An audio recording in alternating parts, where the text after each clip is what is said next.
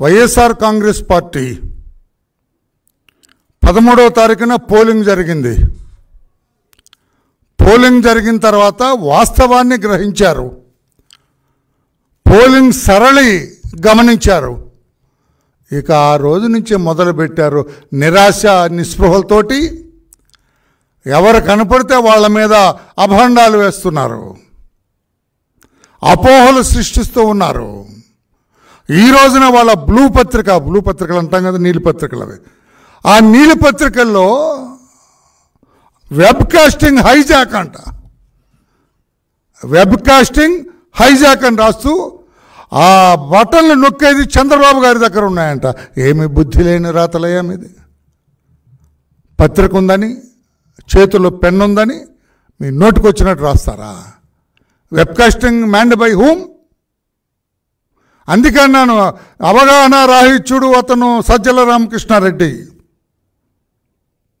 అతనికి ఏమీ తెలీదు, తెలిసినట్టుగా ఒక మేధావిలాగా ఒక సృష్టిస్తాడు ఎదురు వాటిలందరికీ.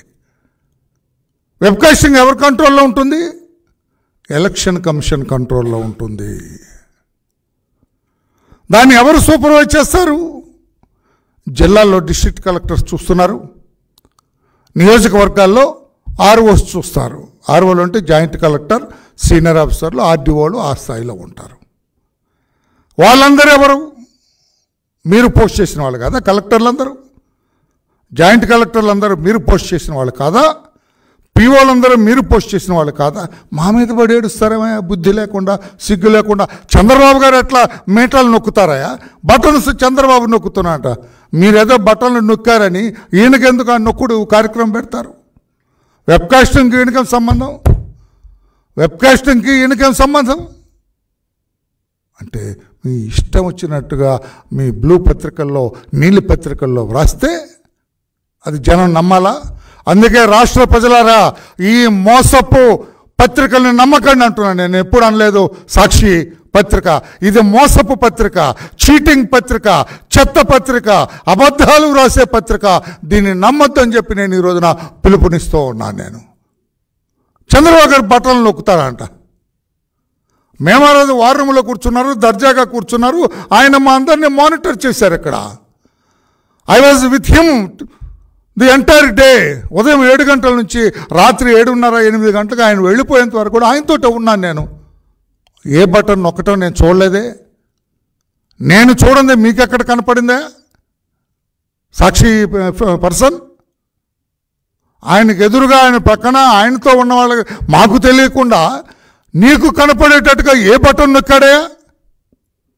బుద్ధి లేని రాతలు, జ్ఞానం లేని రాతలు, సిగ్గు లేని రాతలు, అవగాహన లేని రాతలు రాస్తారా? ఆ రాతలు ప్రజలు నమ్ముతారా? నిరాశ నిస్పృహలతోటి ఇష్టం వచ్చినట్లుగా మాట్లాడుతున్నారు. వాళ్ళకి సగం మంది లీడర్స్ లేరండి. They've gone underground. చెప్పమనండి, నేను ఒక్క పేరు పిలుస్తా, లేచి నిలబడమనండి. స్కూల్లో టీచర్ పిలిచినట్టు, రోజమ్మ నిలబడంటే లేదామె, అంబటి అంటే లేడు ఆయన, కోమటి అంటే లేడు, సుబ్బయ్య అంటే లేడు, వెంకయ్య అంటే లేడు. అందరూ వాళ్ళకి అర్థమైపోయింది. తిరోగమన దిశలో ఉన్నాం మనం, ఓడిపోతున్నాం మనము. ప్రజలు మనల్ని తిరస్కరించారు. అయ్యా జగన్మోహన్ రెడ్డి, నీ దుర్మార్గపు పరిపాలనకి మా అందరినీ తిరస్కరించారని వాళ్ళందరూ అనుకుంటున్నారు, ది కంటెస్టెడ్ క్యాండిడేట్స్. అందుకే నిరాశ నిస్పృహలతోటి నోటికొచ్చినట్లుగా అభాండాలు వేస్తున్నారు. లోకేష్ బాబుకి వచ్చింది అంటే, లోకేష్ బాబు రావటం ఊళ్ళో అందరికి వచ్చింది.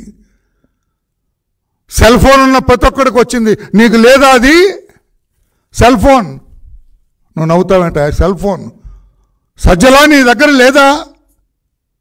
ఉంటే ఆ రోజునే వచ్చింది కదా. లోకమంతా కోడే కూర్చుంది ఆ రోజున. మీ గౌరవ పిన్నెల్లి రామకృష్ణారెడ్డి గారు మంది మార్పులంతో ఆ బూత్లోకి వెళ్ళటం, ఆ బూత్లో ఉన్న పీఓస్ అధికారులందరూ కూడా లేచి నిలబడి ఆయన్ని స్వాగతించటం నమస్కారాలతోటి.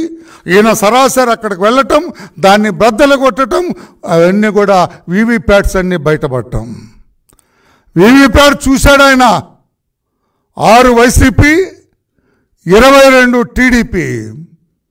గంగవెర్రులు ఎత్తాడు ఆయన. ఈ బూత్లోనే ఈ రకంగా టీడీపీకి ఇంత మెజార్టీ ఉంటే నా బతుకు అవుట్, నేను ఓడిపోతున్నానని ఏదో అసలే కోతి కళ్ళు తాగింది, నిప్పు తొక్కింది, ఇంకెట్లా ఉంటుంది ఆ కోతి పరిస్థితి? అదే ఆ రోజున మిస్టర్ పిన్నెల్లి పరిస్థితి. బద్దలు కొట్టాడు, బయటపడింది. మెజారిటీ టీడీపీకి వస్తుంది, ఏది అబ్సల్యూట్ మెజారిటీ టీడీపీ కనపడుతుంది. ఏమి చేయాలో అర్థం వల్ల కనిపించిన టీడీపీ వాళ్ళందరినీ కొట్టుకుంటూ వెళ్ళిపోయాడు. మా శేషగిరి ఏజెంట్గా ఉంటే అతన్ని ఇష్టం వచ్చినట్టుగా కొట్టాడు. బయటకు వచ్చినంత వీడిని వేసేయండి రా చెప్పాడు, వాళ్ళందరూ ఇష్టం వచ్చినట్టుగా కొట్టాడు. అది అటెంప్ట్ మర్డర్ కాదా? అక్కడ ఉన్న పోలీసులు ఏం చేశారండి? గాడిదలుగా, సారీ అతను ఏం చేశారండి? ఇద్దరు పోలీసులు వేస్తే వాళ్ళు పట్టుకోవద్దండి ఇతన్ని, పట్టుకొని బంధించి పెడరెక్కలు విరిచి కట్టి తాడుతో కట్టి, లేకుంటే హ్యాండ్ కప్ ఉంటే హ్యాండ్ కప్ వేసి అతను పోలీస్ స్టేషన్కి తీసుకెళ్ళొద్దండి. దగ్గరుండి కారు ఎక్కించి పంపిస్తారా? అది మీ పోలీసులు, నువ్వు నియమించిన పోలీసులు, నీ తాబేదారులుగా పనిచేసిన పోలీసులు. చంద్రబాబు గారికి సంబంధం అండి? ఈ రోజున నీ గత ఏంటి? పరారిలో ఉన్న పోలీస్ అంటే తడుపుకుంటున్నావు నువ్వు. నీ పేరు చెబితే పోలీసులు కూడా ఆ రోజు తడుపుకున్నారు. ఇప్పుడు పోలీసుల పేరు చెబితే నువ్వు నీ తమ్ముడు తడుపుకోవట్లా? ఇంకా మీరు నోటికి వచ్చినట్టు మాట్లాడతారా? నేను అడుగుతున్నా సజ్జల రామకృష్ణారెడ్డి గారిని, ఇంకా నువ్వు ప్రెస్ పెట్టి మాట్లాడే ధైర్యం ఉందా నీకు? వాళ్ళ నాయకుడు అంట వెళ్ళేటప్పుడు అంట 144 వస్తాయిలే అన్నా అని ఈయనకు చెప్పాడంట. ఏంటి 144 వచ్చేది? ఎక్కడ నీకు 144 వచ్చేది? ఇంకా ఎవరిని మోసం చేస్తావు మిస్టర్ చీఫ్ మినిస్టర్? ఇంకా ఎవరిని మోసం చేస్తావు అంటే జారిపోతున్నారు అందరు కూడా. కొన్ని చోట్ల తమ్ముడు నవ్వుతున్నావు, కొన్ని చోట్ల ఏజెంట్గా ఉండటానికి రావటం లేదు కౌంటింగ్కి, తెలుసా మీకు? అది నేను చెబుతాను. ఆ విలేజ్ కూడా, ఆ విలేజ్లో నేను ఆ సెంటర్లో నేను కౌంటింగ్ ఏజెంట్గా వెళ్ళను. ఎందుకు ఈ పరిస్థితి మీకు ఎందుకు వచ్చింది? అన్ని రోజులు ఒకలాగా ఉంటాయనుకున్నావు, లేదు. ప్రజలు తిరగబడిన రోజున ఒక నిశ్శబ్ద విప్లవం మీకు తెలియకుండా భగ్గుమని మండింది. ఆ రోజున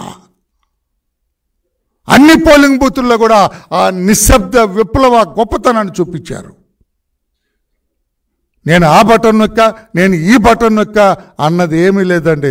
ప్రజలకి అభివృద్ధి కావాలా, సంక్షేమం కావాలా, డెవలప్మెంట్ కావాలా, రాష్ట్రం ప్రజాస్వామికంగా నడవాలా, రాజ్యాంగబద్ధంగా నడవాలా, స్వేచ్ఛగా బజార్లకు వెళ్ళే అవకాశం వారికి కావాలా, అర్ధరాత్రి అయినా క్షేమంగా తిరిగి వచ్చే పరిస్థితులు కావాలా? అవి ఉన్నాయా? నేను ఒక మాచల్లో అడుగుతున్న పిన్నెల్లిని, ఉన్నాయా?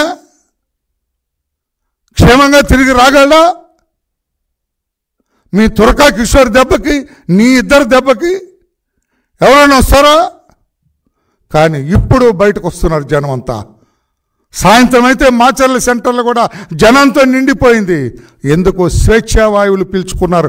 ఎప్పుడైతే ఈ అన్నదమ్ములు ఇద్దరు పరారులో ఉన్నారో, ఎప్పుడైతే పోలీసులు వీళ్ళు వెంటబడ్డారో, వీళ్ళు అసలు భద్రయ్యలు కాదు, ఉత్తి భద్రయ్యలు అని తెలిసిన తర్వాత జనమంతా కూడా మాచర్లలో వీధుల్లో సరదాగా తిరుగుతున్నారు. చెన్నకేశ్వరుడు గుడి దగ్గర స్వేచ్ఛగా వెళ్తున్నారు, దేవుణ్ణి స్వేచ్ఛగా సందర్శించుకుంటున్నారు. అక్కడ మీరెప్పుడైతే ఒట్టి భద్రయ్యలుగా తేలిపోయారు, పోలీసులను చూసి భయపడి పారిపోయారో, ఎప్పుడైతే దాక్కొని మారు వేషాల్లో తిరుగుతున్నారో, ఎప్పుడైతే కార్లు మారి ఈ కారు ఆ కారు అని ఆటోల్లో రిక్షాల్లో తిరుగుతున్నారో అర్థమైంది ఇది పనిచేసే భద్రయ్య కాదు, ఒట్టి భద్రయ్య అని తెలిసిన తర్వాత ప్రతి కేసులో 307 పెట్టాలా? ప్రతి case you try to kill them, ప్రతి కేసులో యు ఆర్ ది A1. మాచర్లలో రిజిస్టర్ చేసిన, నేను పోలీసుకి చెబుతున్నా, మీరు చిత్తశుద్ధితో ఇన్వెస్టిగేట్ చేస్తే ప్రతి కేసులో this Pinnelli brothers are the A1. ఎన్ని కేసులు రిజిస్టర్ వేసేయండి, చంపేయండి. ఇదేమో ధర్మ పరిపాలన, రాజ్యాంగ పరిపాలన, ఏదన్నా మీ సొంత పరిపాలన? మీ రాజ్యమా అది? మీకు ఎవరు రాసిచ్చారా? ఎవరన్నా ప్రజలు? అరే తెలియదే, ఒక కానిస్టేబుల్ అక్కడికి రావాలంటే ఈయన ఎస్ అన్నాడంట. కానిస్టేబుల్ని ఎస్పీ పోస్ట్ చేయడు, ఇతను ఎస్ అనాలంట. ఒక ఎస్ఐ రావాలంటే ఇతను కాళ్ళు పట్టుకోవాలంట. ఒక సిఐ రావాలంటే ఈయనకి నెల జీతం కట్టాలంట. ఒక డిఎస్పీ రావాలంటే ఇక సాష్టాంగ పడాలంట. ఏమిటిది కర్మ? అంటే you have created your own domain there, you have created own kingdom there. Doctor BR Ambedkar విరచిత రాజ్యాంగం ఉన్నది ఇక్కడ. తోలు ఒలుస్తుంది రాజ్యాంగం. ఇప్పుడు అదే జరిగింది కదా. ఈరోజు మాచల్లో వెళ్ళగలవను? మాచల్లో నువ్వు ఉండగలవా? మాచల్లో వెళ్ళి రోడ్డు మీద టీ తాగలవా? This is Indian constitution. ఇది భారత రాజ్యాంగం. ఇది తోలు ఒలుస్తుందని కొద్ది రోజులే నడుస్తుంది. ఇటువంటిది ఆట్టే కాలం నడవదని చెప్పి బుద్ధి చెప్పింది.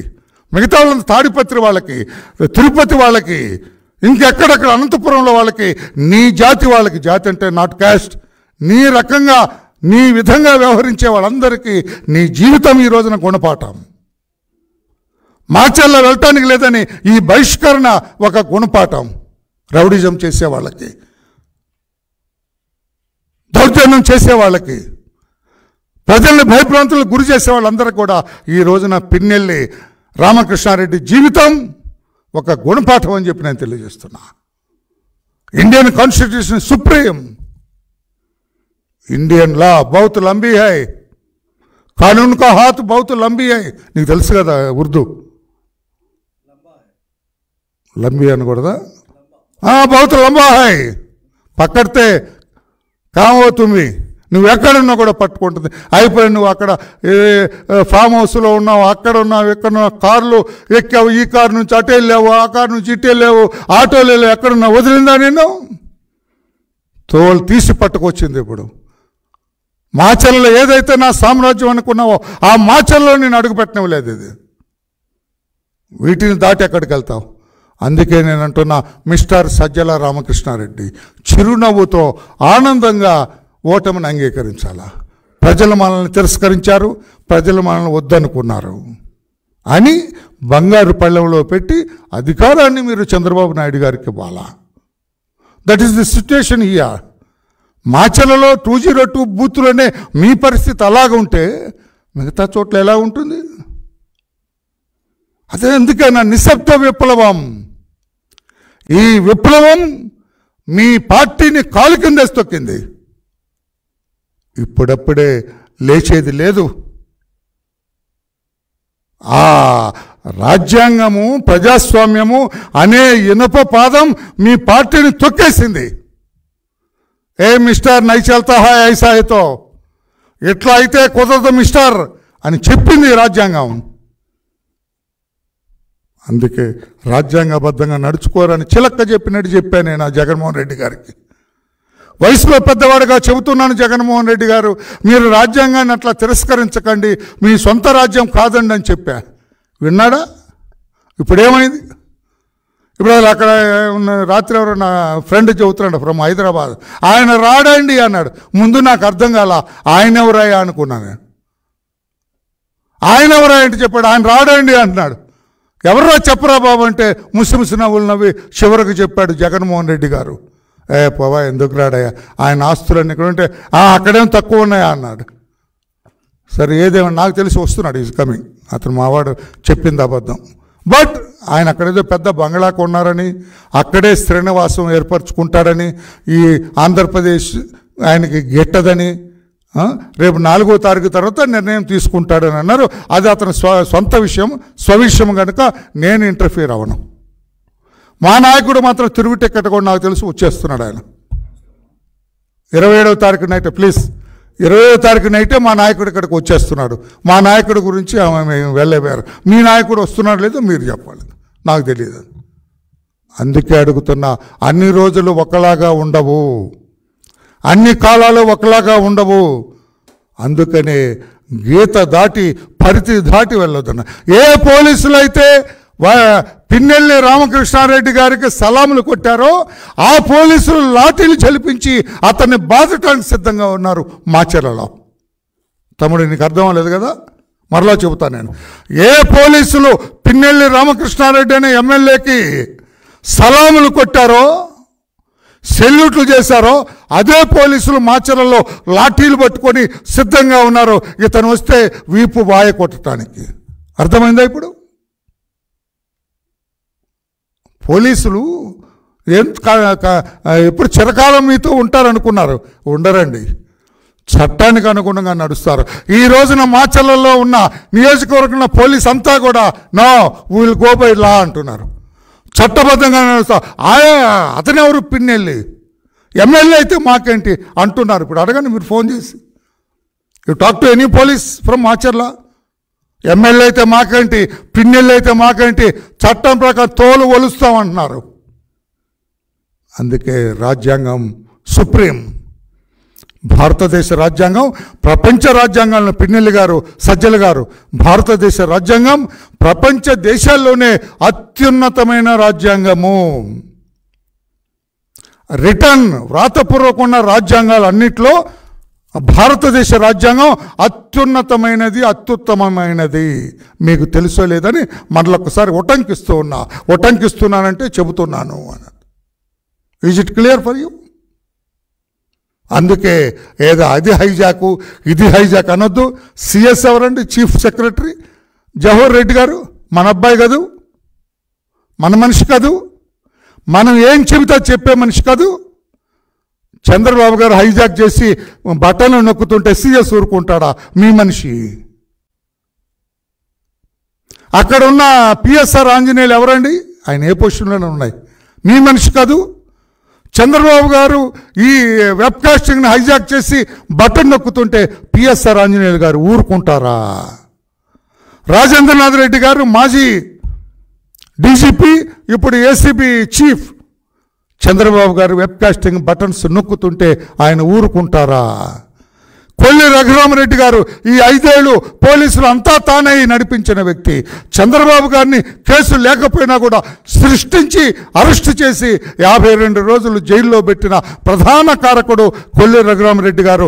చంద్రబాబు గారు వెబ్కాస్టింగ్ మీటలు నొక్కుతుంటే చూస్తూ ఊరుకుంటాడా? సజ్జల రామకృష్ణారెడ్డి గారు బుద్ధి లేని రాత కాదు మీ పత్రికలో?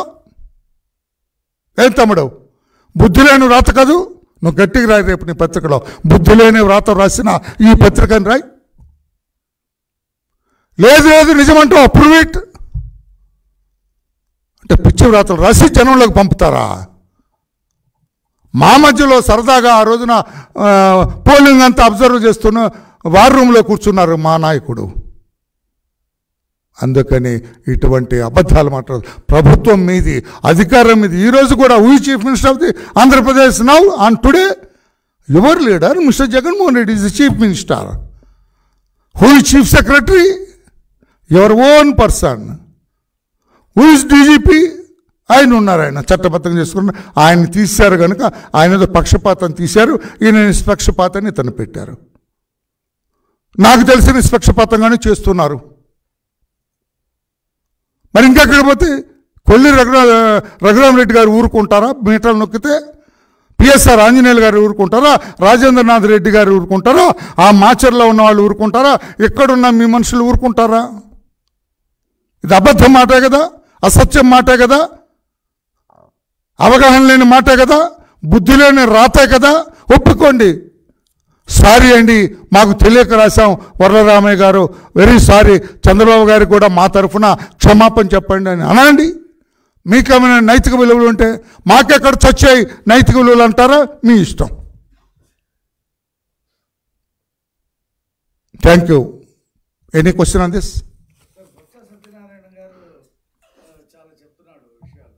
బొత్స సత్యనారాయణ అనే మనిషి వోక్స్ వ్యాగన్ అని ఉండేది ఇదివరకు. అందులో 11 కోట్లు కొట్టేశాడు. నేను కొట్టేయలేదని అబద్ధం ఆడాడు. అది నేను తీసుకురాను. అది అతని విజ్ఞతకి ఆనాడు చీఫ్ మినిస్టర్గా ఉన్న జగన్మోహన్ రెడ్డి గారి తండ్రి గారు రాజశేఖర రెడ్డి గారికి వదిలేస్తా. చెప్పడానికి ఇప్పుడు ఆయన లేడు, ఈయన చెప్పడు. ఈయన చెప్పినా ప్రజలకు అర్థం అవ్వదు. ఆయన ఏం చెబుతున్నాడు? బొత్స అర్థం కాకుండా అవగాహన లేమితో మాట్లాడుతున్నారు. ఆయన రాష్ట్రమంతా కూడా చంద్రబాబు నాయుడు గారు గెలుస్తున్నారు, కూటమి గెలుస్తూ ఉంది.